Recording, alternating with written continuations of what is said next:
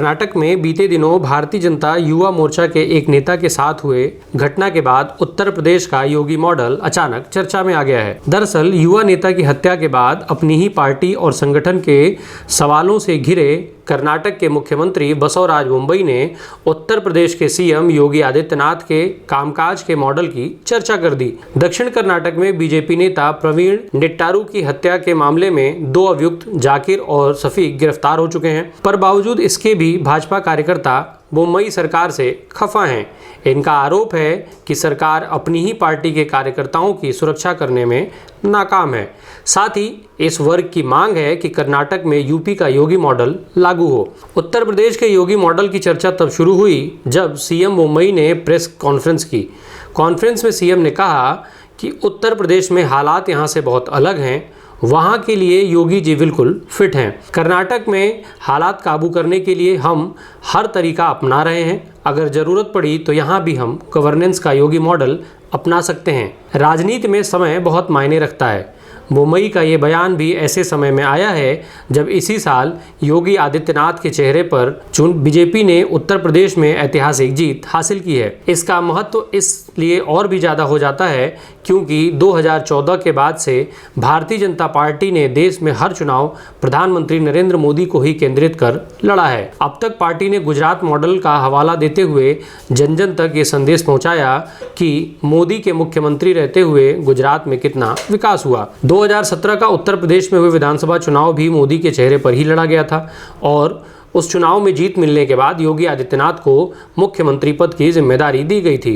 छोटे मोटे झटकों के साथ योगी ने न सिर्फ अपना 5 साल का कार्यकाल पूरा किया बल्कि उत्तर प्रदेश में 37 साल बाद ऐसा हुआ जब 5 साल सरकार चलाने के बाद कोई दल फिर से सत्ता में वापस आया। उत्तर प्रदेश की 403 विधानसभा सीटों में से बीजेपी ने अपने दम पर 255 सीटें हासिल की। अभी हाल में हुए रामपुर और आजमगढ़ की लोकसभा सीटों के लिए उपचुनाव में भी बीजेपी ने जीत दर्ज की, जबकि इन दोनों सीटों को समाजवादी पार्टी का गढ़ समझा जाता रहा है। राजनीति के जानकारों ने इस भारी जीत के लिए प्रधानमंत्री मोदी के साथ ही योगी आदित्यनाथ के नेतृत्व और उनके गवर्नेंस मॉडल को भी बड़ी वजह माना। विधानसभा चुनाव के दौरान योगी के बुलडोजर की न केवल खूब चर्चा रही बल्कि इसे कानून व्यवस्था का पर्याय मान लिया गया। अपराध और अपराधियों को जड़ से मिटाने के लिए योगी आदित्यनाथ के इस फॉर्मूले को जनता ने खूब पसंद किया और इस पर भरोसा भी जताया।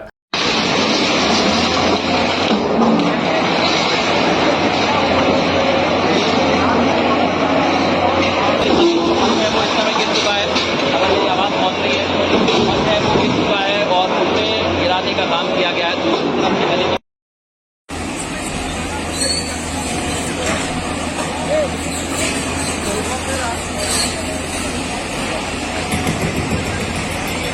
पूरा गिर गया, बचा ही कितना है, कहाँ है कुछ।